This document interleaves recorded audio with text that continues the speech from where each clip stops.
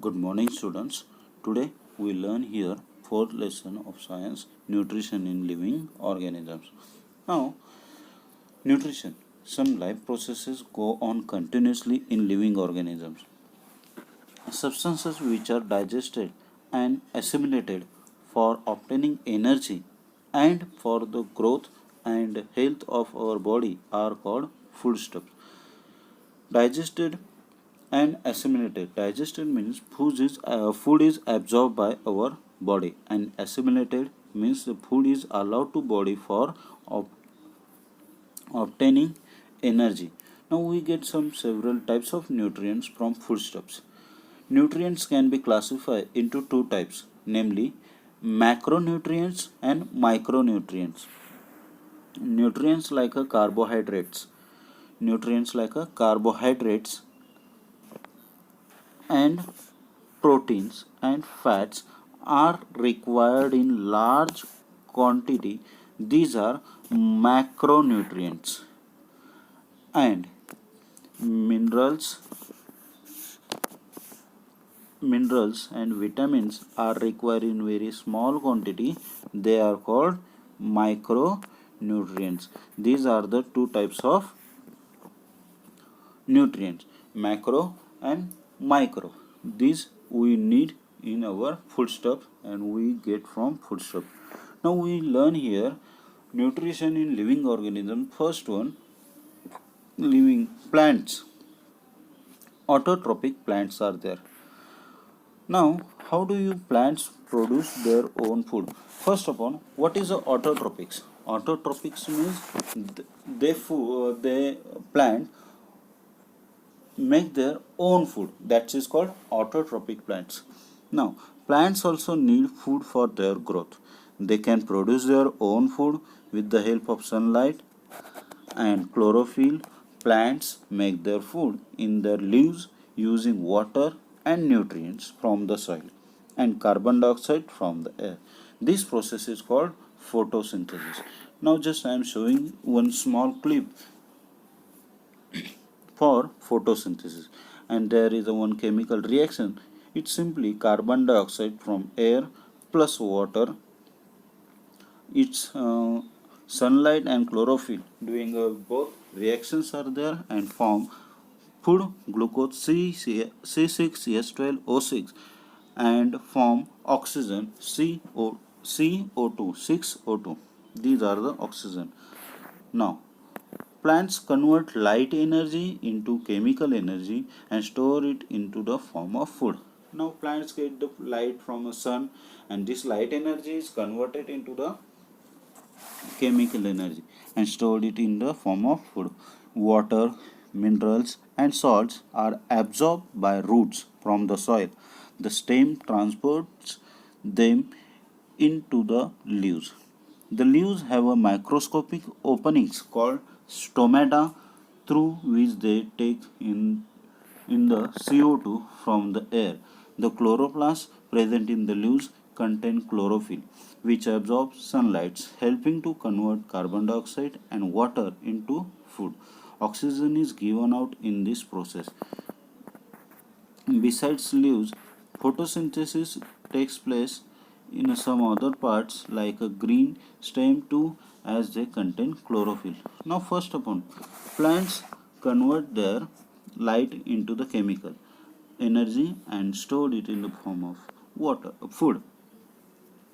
Now if you see the small plants, and on the leaf of that plant there are small porous holes like that, and you cannot see naked eyes, but if you see on a microscope you can see their microscopic opening are there, and this is called stomata. This is called it's a stomata, and through which they take CO2 from the air. And chloroplasts present in the leaves contain chlorophyll, which absorbs sunlight, helping to convert carbon dioxide and water into the food. And because of this, oxygen is given out.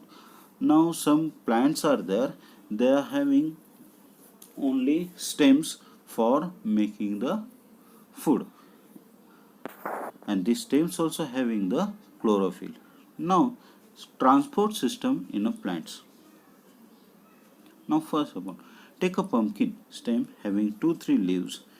Cut it under water with a sharp blade. Take some water in a conical flask and add 7 to 8 drops of ink to it. Put the pumpkin stem vertically in the flask. Observe the changes that takes place in it and discuss them in the classroom. First of all, this practical we can do in a classroom. The pumpkin stem, when you add this, you can see this ink is traveling from this stem to pumpkin leaves.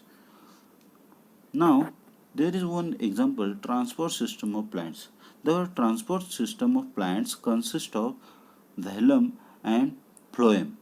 The xylem transport minerals and waters from the root to all aerial parts of the plant, and the phloem transport the food, means glucose, from the leaves to the other parts of the plant where it is either consumed or stored.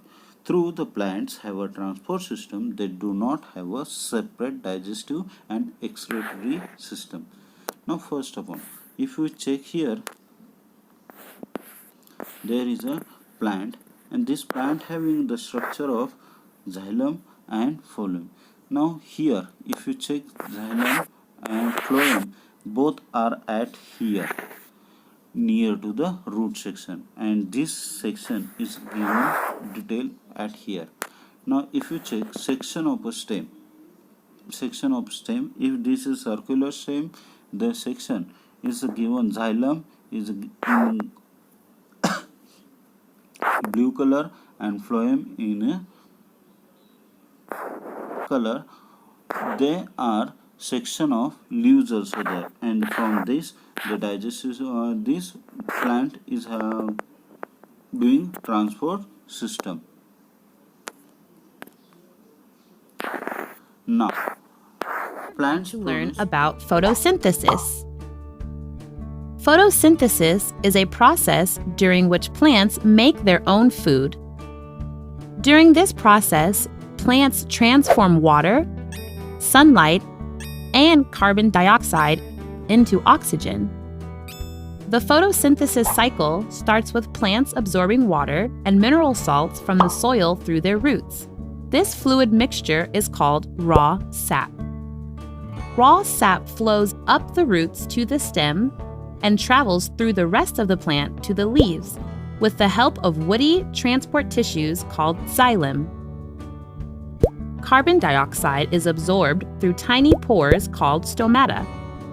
And right here in the leaves is where photosynthesis actually takes place. Leaf cells are made up by chloroplasts, which contain a pigment called chlorophyll. Chlorophyll gives plants their green color. Chloroplasts capture light energy.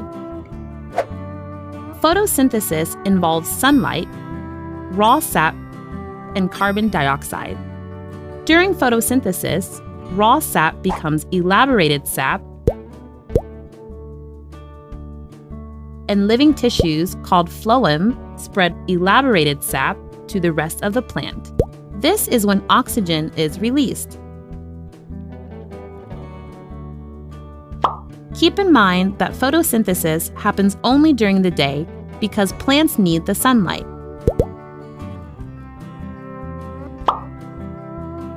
Don't confuse respiration with photosynthesis. Plants breathe during day and night. They absorb oxygen and release carbon dioxide. Plants are really important for the planet. They are the backbone of life on Earth. Thanks to them, by the process of photosynthesis.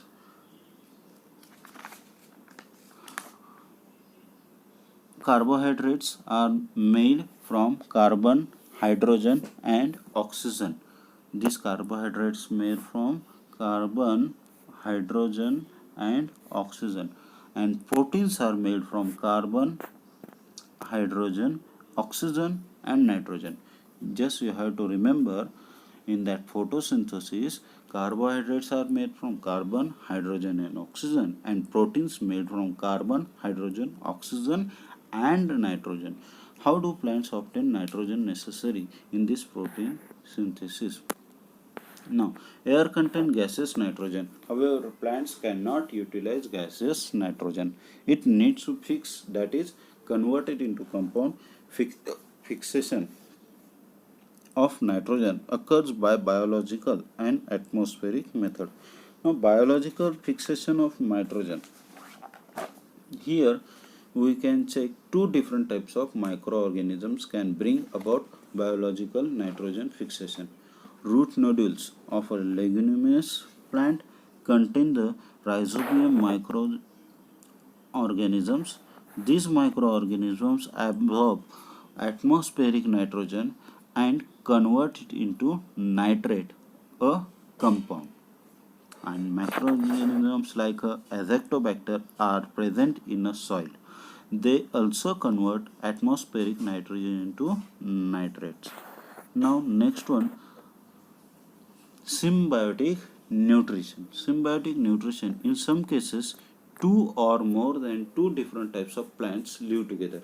If you check in a nature, there are lots of plants are there and they are living together, but we cannot understand they are both are the plant, and they live together for fulfill their needs of nutrition, protection, support, etc. with each other's help. This type of nutrition is called symbiotic nutrition. Some fungi grow around the roots of some other plants. These plants supply nutrients to fungi, and it turn fungi supply minerals and water to the plants. Some fungi and algae live together. The fungi provides water, minerals as well as shelter to algae, and in return algae provide food to the fungi. That's example of that plant is a lichen. Lichen is an example of symbiosis between algae and fungi. Therefore, I am just showing here small video clip on a lichen video. Thank you.